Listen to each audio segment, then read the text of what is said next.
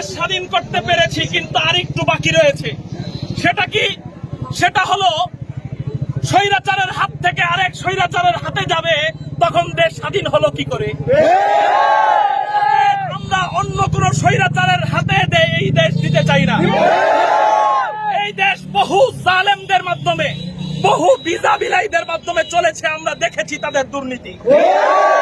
এই মুহূর্তে আমরা এই দেশ শাসন দেখতে চাই উলামায়ে কেরাম।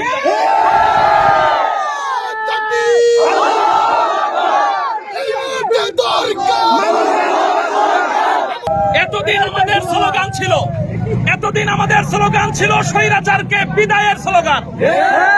এখন আমাদের স্লোগান থাকবে ভবিষ্যতে স্বৈরাচার না আসার স্লোগান। এখন নতুন করে আমাদের স্লোগান থাকবে এই মুহূর্তে দরকার আলেম উলামা সরকার, আলেম উলামা সরকার, ইসলামী সরকার, এই মুহূর্তে দরকার